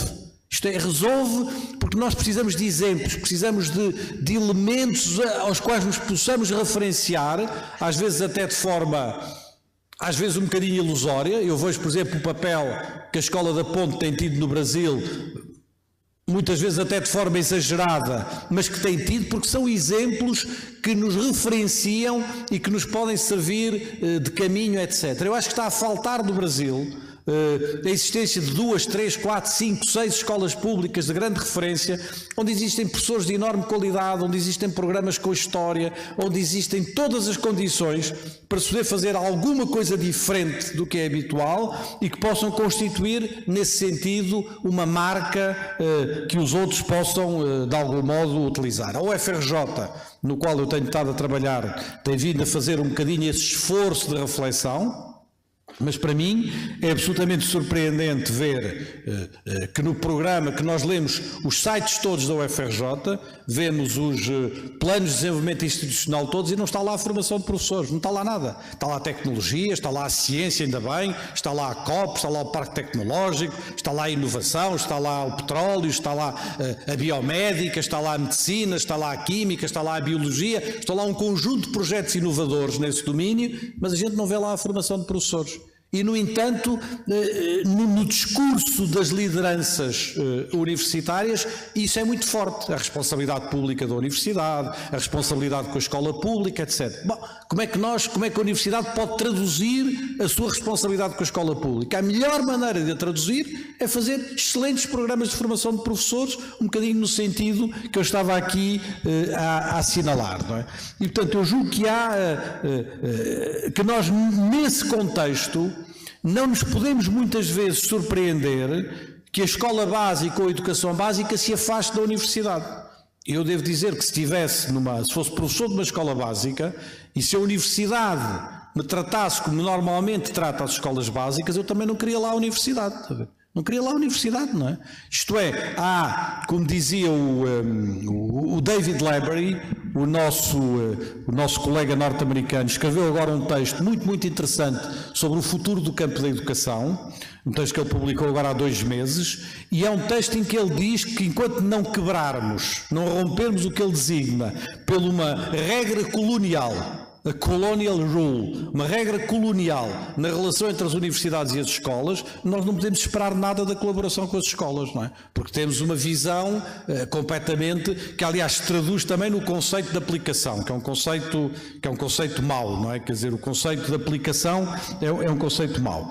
Indo à segunda questão, para mim o tema, certamente que os colégios de aplicação podem e devem ser um dos elementos centrais desse terceiro lugar, não é? E ponho aqui aplicação, eu não gosto da palavra aplicação, não é? Parece uma palavra mal escolhida, mas não importa, vamos esquecer a palavra, não é? O que é essencial é que haja uma espécie de contrato de formação, acho que a palavra é mesmo essa, um contrato de formação entre a universidade e as escolas, não é? E que nesse contrato de formação estejam claramente estabelecidas, não é? As responsabilidades e compromissos de ambas as partes, no sentido da criação deste terceiro lugar, em que os CAPs têm certamente um papel absolutamente central a desempenhar e podem ser um elemento de reflexão, um elemento central sobre isso. Mas é um contrato de formação, não é um convênio para que os nossos estudantes vão lá fazer um estágio, quer dizer, não é um convênio que deixa tudo na mesma, que deixa a universidade na mesma e que deixa as escolas básicas na mesma, não é? É um contrato de formação em que se assume uma nova realidade, que se configure como esse tal ambiente propício à formação de professores. Os CAP, pela sua história e pelo seu papel dentro de universidades, enfim, como o ERJ ou como o FRJ, são certamente uma peça central desse terceiro lugar, mas este terceiro lugar tem que ter lá mais coisas, não é? Tem que ter lá mais coisas, tem que ser um lugar com outra complexidade. Eu espero ser capaz de escrever sobre isso ainda nos próximos 10 dias antes de me ir embora, porque de algum modo foi a missão que o reitor da UFRJ me encarregou de fazer aqui, e eu quero deixar um documento onde isso fique, enfim, mais claro, o meu pensamento sobre esta matéria, para que a UFRJ depois possa continuar esse caminho ou não. Depois é uma decisão que a UFRJ terá de tomar. Nova, eu queria até com base nessa sua última fala, retomar uma coisa que você falou mais no meio da intervenção, que é assim, eu tenho a sensação que essa falta de entendimento, que muitas vezes é fundamentada por interesses políticos, da atividade de ser professor da escola básica como uma atividade profissional, está relacionada com uma falta de entendimento sobre os objetivos da escola básica. Porque se nós pensarmos, como você disse, que o papel do professor de matemática, por exemplo, é apenas ensinar o conteúdo matemático, então talvez essa formação profissional toda não seria necessária. E eu acho que essa visão, eu acho que você escolheu uma palavra muito acertada, essa visão colonial que a universidade tem em relação à escola básica é muito fundamentada nesse entendimento. Então, às vezes, nós estamos defendendo certas coisas e os nossos interlocutores estão partindo de outras premissas das quais nós não nos damos conta. Nesse sentido, eu queria que você falasse um pouco mais sobre exatamente a natureza, vamos dizer assim, desse conhecimento profissional docente, porque muitas vezes se fala, ao se defender esse conhecimento profissional docente, se diz que é um conhecimento que emerge da prática de sala de aula. E eu acho que a palavra prática fica mal entendida, porque às vezes se coloca a prática como uma coisa em oposição à teoria, como se esse conhecimento fosse desprovido de teoria, que ele se resumisse a eu, como professor de matemática, tenho que saber como eu explico a fórmula de Bhaskara para os meus alunos. Então, eu acho que o entendimento do que é essa prática, que é uma prática que não é desprovida, que não é oposta e não é desprovida de teoria, eu acho que isso tem que ficar mais explícito na nossa defesa dessa profissionalização docente.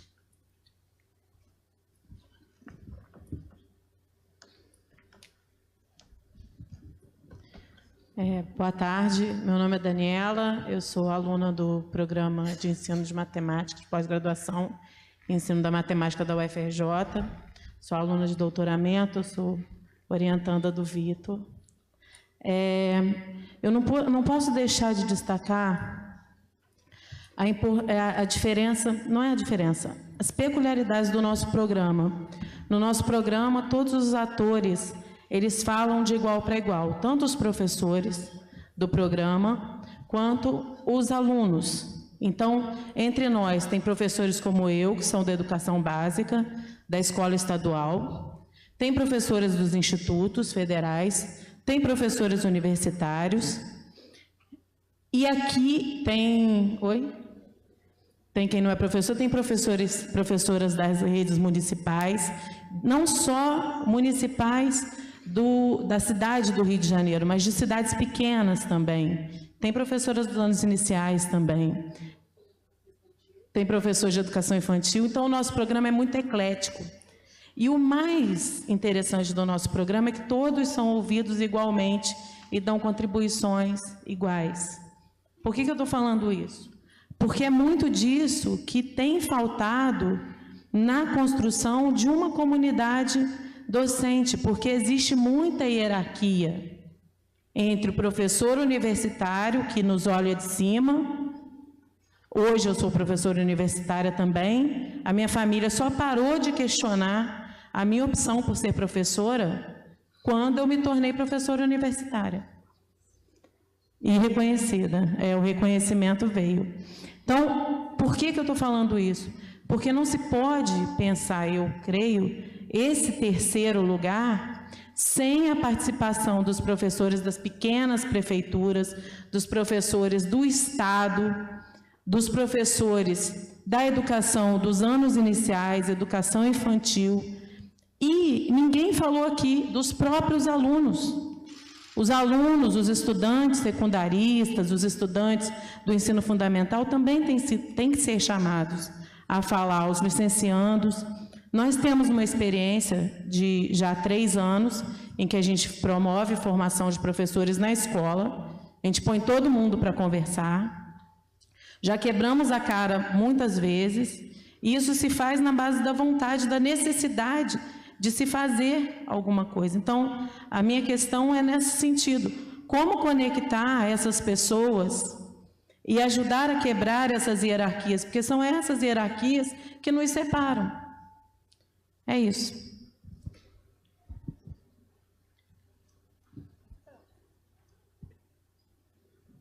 Boa tarde. Professor, obrigada pela sua palestra, muito boa.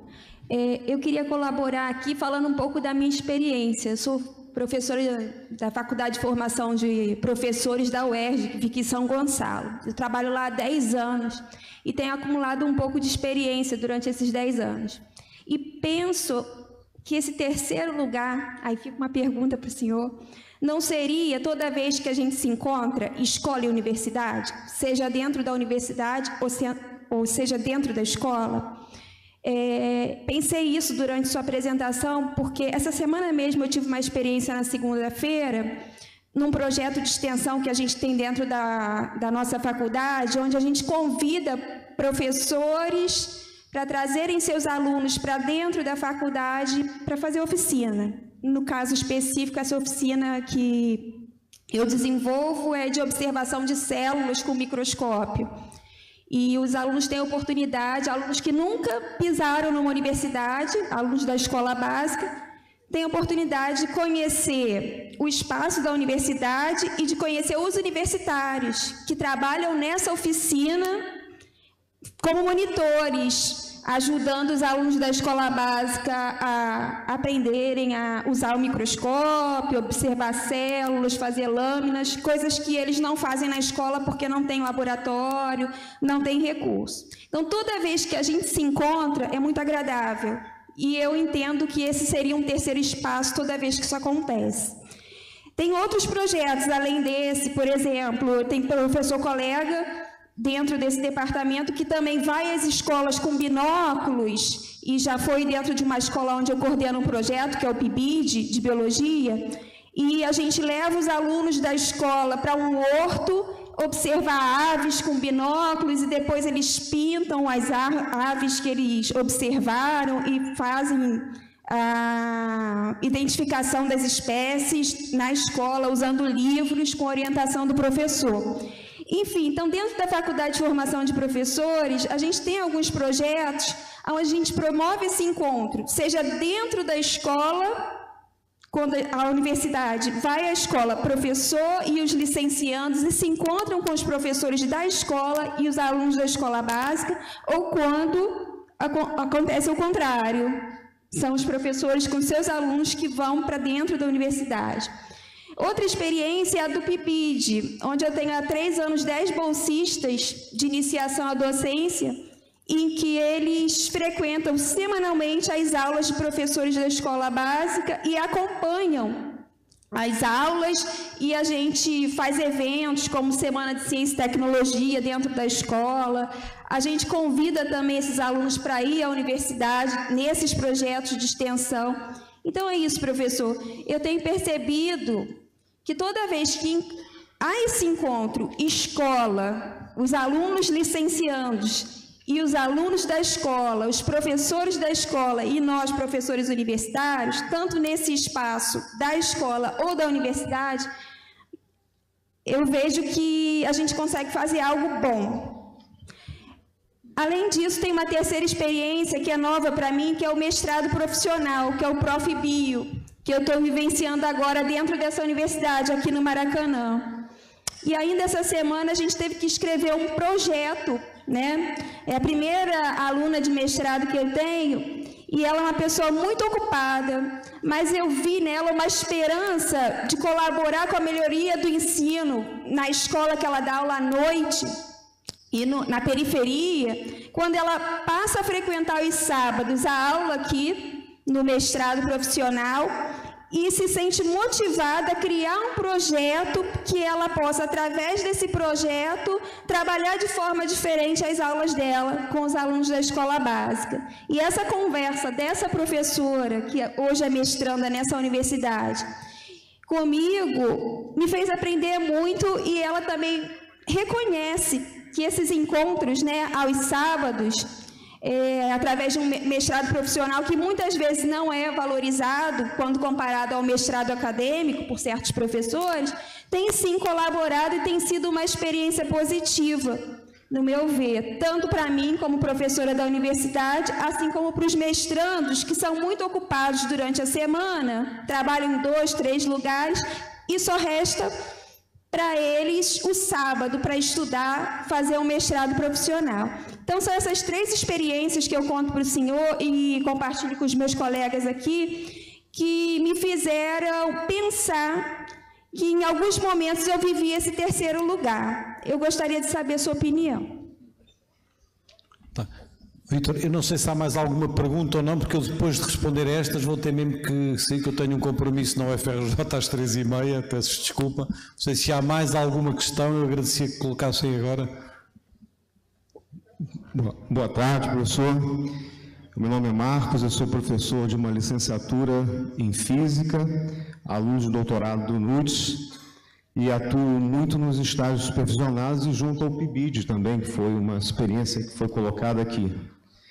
Assim, eu não sei se eu tenho exatamente uma pergunta, mas talvez algumas contribuições, no sentido de pensar que acho que as licenciaturas deveriam ser esse terceiro lugar do qual o senhor fala.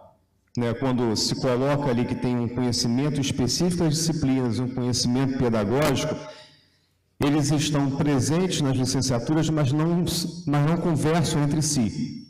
Né, parece que estão estanques dentro desse espaço.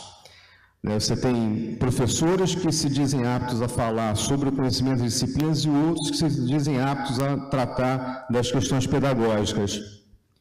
E assim, o PIBID, por exemplo, é uma experiência interessante, e acho que a outra professora que falou antes também apontou, dessa questão do encontro entre universidade e escola, numa posição em que se diminui um pouco as hierarquias, né? Ou seja, parece que há uma assimetria de poder já instituída historicamente entre universidade e escola. Né? Quando a universidade se aproxima da escola, ela parece opressora, né? Talvez um pouco colonizadora, né, no sentido que o senhor falava. Aí, pensando um pouco na questão lá dos hospitais, né, da formação médica e dos problemas que surgem, talvez se o professor da escola básica, os futuros professores, que são nossos licenciados, e os professores universitários, pudessem, nesses momentos de encontro, seja na universidade ou na escola, melhor dizendo, nas licenciaturas como um terceiro lugar, vislumbrassem que formar os alunos da escola básica seja um objetivo que una a universidade e a escola, né? Ou seja, eu estou ali, eu como professor universitário, junto com o professor da escola básica, junto com o meu aluno de licenciatura, com um propósito, que é ajudar na formação desse aluno que está na escola básica, porque aí talvez estivesse o cerne do conhecimento profissional docente. São os casos que nos interessam quando a gente pensa em formar professores, porque é ali que vai estar o espaço futuro de atuação. Obrigado pelo tempo. Obrigado. Não sei se há mais alguma pergunta, se não houver, acho que há lá atrás.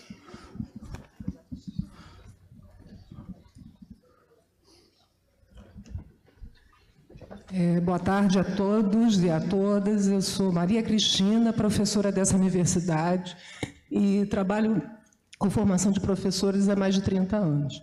Então, a minha pergunta vai no sentido da sua provocação, do que a gente pode apresentar de novo nessa formação de professores. Contextualizando um pouco a história da formação de professores, eu considero que há pouco tempo que a gente conseguiu deixar para trás o modelo de formação 3+1. Mas, na prática, eu acho que esse modelo de formação ainda existe, porque a maioria dos professores é formado com uma grande carga de disciplinas da área específica e vê separadamente as disciplinas pedagógicas. Né? Então, eu acho que isso dificulta muito, por exemplo, pensar em outras epistemologias. Né? Você tem uma formação muito específica na área, né? Biológica, física, letras, qualquer que seja a área de conhecimento, mas não existe essa integração no sentido da própria formação desse professor, esteja ele na universidade, esteja ele na escola. E isso se reflete também, né, por exemplo, nos produtos dos mestrados profissionais. Então, a visão é muito tecnicista, né, não existe essa integração.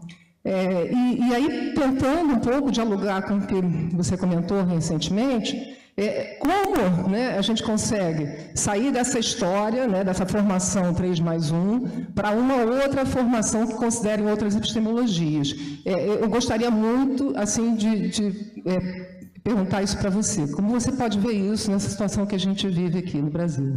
Obrigada. Ok. Podemos encerrar as perguntas. De todas as formas, quer dizer, não hesitem em enviar-me um e-mail e, se eu puder, através de algum texto ou de alguma reflexão, continuar esta conversa. Eu vou ser muito rápido, porque vocês já estão atrasados no vosso programa e eu também tenho que sair para o UFRJ neste momento. Eu acho que o que o Vítor coloca é absolutamente central. O conhecimento profissional docente não é um conhecimento prático, não é aquela coisa da prática, do chão da escola, do terreno, não é? Que é uma metáfora que vocês utilizam aqui, que vem da França, não é? Le terrain, não é isso, não é? Não é isso. Claro que também tem lá isso, mas é uma coisa muito mais complexa, não é? E é por isso que eu insisti há pouco e volto a insistir agora na ideia da escrita. Um dos problemas, porque este conhecimento profissional docente não se tem formalizado, é porque ele não tem sido escrito. Ora, na verdade, é no momento de escrever que nós formalizamos um conhecimento. Eu, por exemplo, só sou capaz de pensar em escrever, não sou capaz de pensar de outra maneira. Se me disserem, vai ali agora para o pé da praia durante 2 horas pensar, eu não penso em nada. Não sou capaz de pensar, não é? Eu só penso no ato da escrita, não é? Eu penso no ato em que estou a formalizar uma ideia. Ora, como essa escrita não tem sido valorizada, antes pelo contrário, estamos numa deriva de um produtivismo académico absolutamente sem sentido, não é? Que nos leva a outro tipo de escritas e a outro tipo de lógicas, e isto dificulta a elaboração deste conhecimento profissional docente e depois traz-nos atrás disto todas as dicotomias, não é? Todas uma série de dicotomias que não nos ajudam a resolver coisa nenhuma do ponto de vista de uma formação profissional. O que a Daniela disse, eu acho que é muito importante, não é? Eu lembro-me de um texto que o Lee Schulman escreveu uma vez, quando ele falava, e agora vou voltar ao jaleco, quando ele falava de quando ia a um hospital universitário, e dizia ele a mim, o que mais me impressionava naqueles seminários de trabalho, às vezes à volta de um doente, outras vezes numa sala qualquer, é que nós entrávamos e como eles estavam todos vestidos com um jaleco, a gente não conseguia distingui-los, não sabia que eram uns e que eram outros, quer dizer, depois começávamos assim a tentar ver as idades, e pelas idades imaginávamos que uns fossem estudantes, mas num primeiro momento eles discutiam aquilo ali à volta de uma mesa ou à volta de um assunto e todos estavam a participar na discussão. Quer dizer que a palavra de todos vale tudo a mesma coisa? Não vale tudo a mesma coisa. Quer dizer, não há profissão mais hierarquizada do que a profissão de medicina. E obviamente que nenhum estudante de 18 anos de medicina ou de 19 anos se vai pôr a fazer uma cirurgia complexa. Quer dizer, não é isso que está em questão. Não é um sentido demagógico de igualdade. É um sentido de participação. Eles estão ali a tentar tentar estudar, a tentar ver o que é preciso fazer, como é que se resolve. É a criação desse ambiente que é absolutamente central. Ora, nós não podemos ser inocentes. No caso do ensino, esse ambiente vem também de uma enorme hierarquia salarial, por exemplo, enquanto que nos médicos isso não existe. Entre o professor da Faculdade de Medicina e o médico do hospital, eles ganham o mesmo, têm o mesmo salário, não há uma grande diferença, não é? Enquanto que entre o professor universitário e o professor da escola básica há uma diferença enorme. Quer dizer, há uma hierarquia que vem das condições sociais, das condições salariais, etc., que é brutal na nossa área e que também influencia isso. Sobre isso, nós talvez não possamos fazer grande coisa. Quer dizer, podemos travar batalhas políticas, mas quer dizer, agora, escusávamos era de depois reproduzir na nossa relação com as escolas básicas essas mesmas hierarquias. Ou seja, nós podemos dar um contributo na criação de ambientes que sejam de outra ordem e que não reproduzam do ponto de vista da formação, do ponto de vista da nossa relação com as escolas, o que já é uma hierarquia produzida do ponto de vista económico, salarial, etc. O nosso contributo para tentar criar uma comunidade mais igual, não é, na sua diversidade, é justamente termos um outro tipo de relação, não é? entre alunos, estudantes, professores das escolas básicas, professores universitários, e isso é um ponto decisivo para este ambiente. Num certo sentido, nós não conseguiremos construir este outro ambiente se não for a partir do reforço desse tipo de comunidades de diálogo, de comunidades de trabalho, de comunidades de reflexão, em que todos participam. E todos participar, eu volto a dizer sobre isto, não quer dizer que a palavra vale toda a mesma coisa, não vale toda a mesma coisa, quer dizer, isto é, nós todos provavelmente defendemos, e eu defendi muito a escola democrática durante muitos anos, foi uma das grandes bandeiras da minha juventude, e a escola democrática era ridicularizada por muitos líderes do opinião, agora os meninos com 5 anos é que vão decidir se querem estudar matemática ou não. Claro que não é isso que está em causa. Um menino de 5 anos vai estudar matemática, quer queira, não queira, não é? Isso é uma obrigação nossa. Mas isso não quer dizer que ele não possa participar no processo de aprendizagem, que ele não possa participar nas decisões, que ele não tenha a sua palavra. É a palavra que ele pode ter com 5 anos, não é a mesma coisa que ele pode ter com 10, ou com 15, ou com 20, ou aquela que nós temos mais tarde. E, portanto, isso é um ponto absolutamente central. A questão dos terceiros espaços que foram elaborados na terceira pergunta, eu tenderia a dizer sim, na terceira e depois na quarta, a partir da licenciatura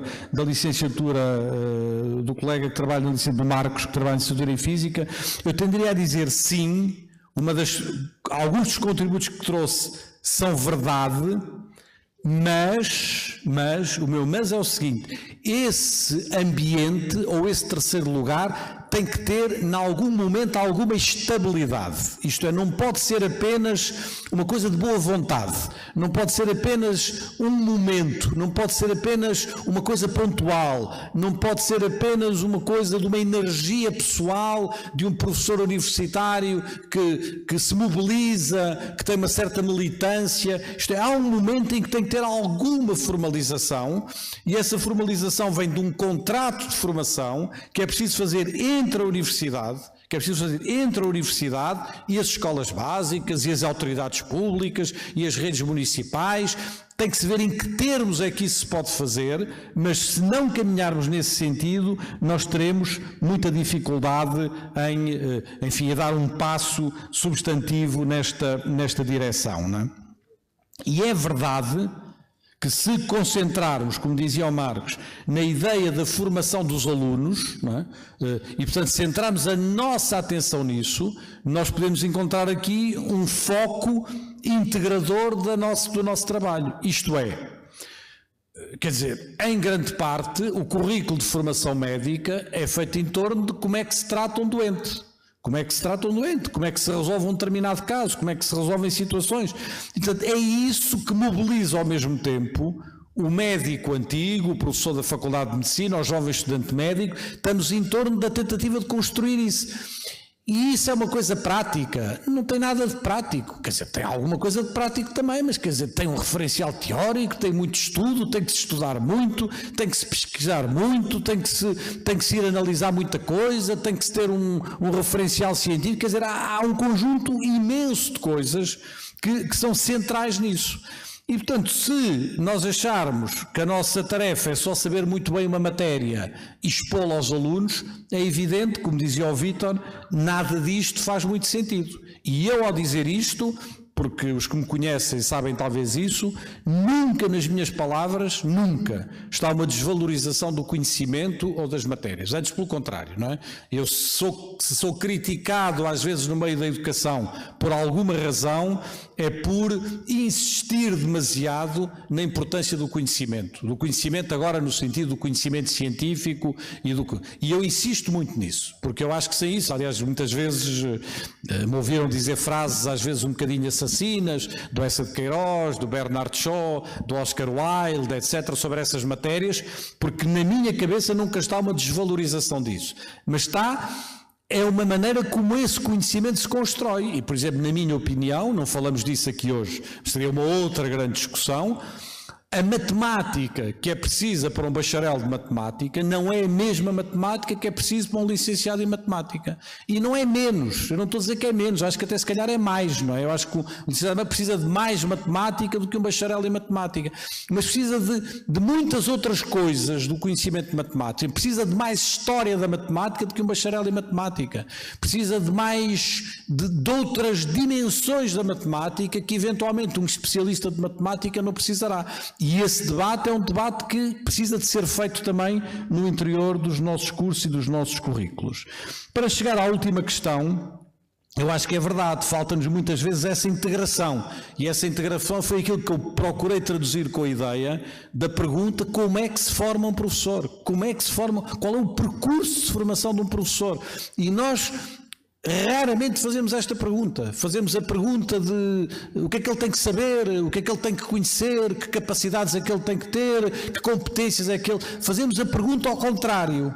E eu acho que nós temos que virar a pergunta ao avesso, virar a pergunta do outro lado e fazemos a pergunta: como é que se constrói um percurso de formação profissional de um professor? Porque é esta pergunta que nos permite depois ir buscar as outras coisas todas de forma integrada neste processo.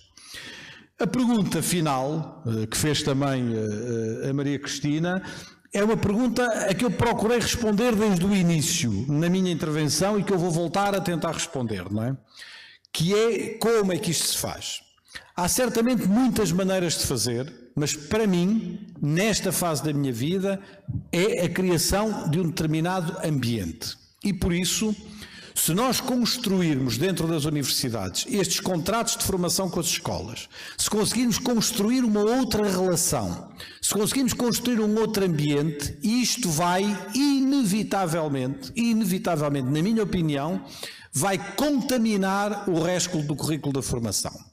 Dito de outra maneira, se nós conseguirmos consagrar as 400 horas ou 500 horas ou 800 horas de prática e de estágio e não sei o quê, e se conseguirmos trabalhar bem esse bloco, que é um bloco significativo no quadro dos currículos das licenciaturas, se conseguirmos trabalhar isso bem, desde o primeiro dia da universidade, com momentos na escola, com momentos de reflexão, com seminários, com workshops, com vindas de pessoas da escola básica às universidades, com as universidades a participar, se conseguirmos trabalhar bem esse bloco, nada do resto do currículo das licenciaturas fica igual, porque vai ser contaminado. Os alunos vão levar depois para as cadeiras ou disciplinas mais tradicionais, quer sejam as disciplinas ditas dos conteúdos, quer sejam as disciplinas ditas pedagógicas, vão levar para lá estas interrogações e estas interpelações que eles vão sentir nestes outros espaços. E é por isso que a mim a chave está na construção desta ligação aqui e na criação deste ambiente onde possa acontecer aqui alguma coisa que seja diferente do que acontece habitualmente. Porque a minha perspectiva é que isso não vai deixar na mesma o conjunto do currículo. É por isso que eu prefiro trabalhar desta maneira, de baixo para cima, do que desgastar-me em intermináveis discussões dos currículos. Eu sei que as discussões de currículos acabam sendo da mesma maneira, não dão nada, não é? Quer dizer, eu nunca vi em momento nenhum da história da educação uma discussão de currículo dar-me alguma coisa, não é? Acaba sempre tudo da mesma maneira, não é? E portanto, eu estou cansado dessas discussões e prefiro criar espaços e ambientes e dinâmicas de formação que possam ser depois, de algum modo, contaminar o resto dos processos de formação. E isso, é por isso que eu estou a dar muita atenção à ideia do ambiente, porque, obviamente, que se nós pegarmos numa escola tal como ela está organizada, se é numa escola tal como ela está organizada, com uma sala de aula normal, com um quadro negro normal, com as carteiras arrumadas da mesma maneira, a gente naquele ambiente não pode fazer grande coisa a não ser dar uma aula. Não há grande coisa para fazer ali. Como é que se faz trabalho de cooperação, como é que se faz comunicação entre os alunos, como é que se faz diferenciação pedagógica, como é que se desenvolvem percursos autónomos de aprendizagem, como é que se faz trabalho de pesquisa. A gente naquele ambiente, o melhor que tem a fazer é dar uma aula, quer dizer, não... E portanto a questão do ambiente em que nós trabalhamos, o ambiente acaba por ser indutor de um conjunto de comportamentos da nossa parte e de maneiras de trabalhar diferentes. E é isso que eu ando em grande medida à procura, é onde é que conseguimos construir um ambiente que seja um ambiente estimulante, vibrante para a formação dos professores. Foi isso em grande parte a ideia que eu vos quis aqui hoje transmitir. Eu acho que nós, numa palestra, para já não dizer numa vida inteira, mas numa palestra, não conseguimos passar mais do que uma ideia, não é? Foi essa a ideia que eu tentei aqui trazer-vos. Agradeço muito o vosso convite e ficarei à vossa disposição por outras vias para continuarmos esta conversa, não é? Muito obrigado.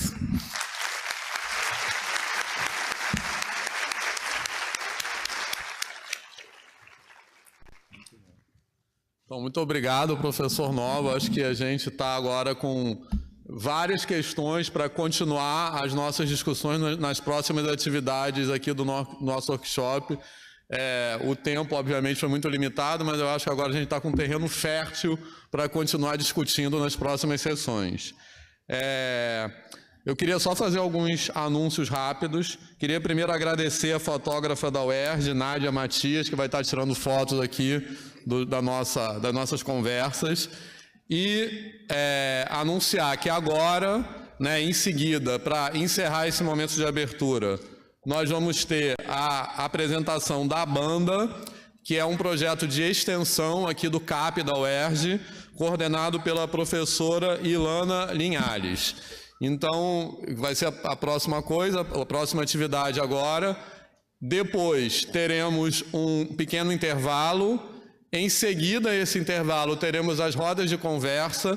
E o objetivo das rodas de conversa, o tema que nós estamos propondo para as rodas de conversa, é exatamente possibilidade de articulação entre escola e universidade, em particular entre pós-graduação e escola, que tem tudo a ver com as questões que o professor Nova trouxe para a gente. E a ideia da roda de conversa é que seja uma conversa livre mesmo, que as pessoas tragam ideias e que possam produzir ações que possam se concretizar por meio de colaborações futuras.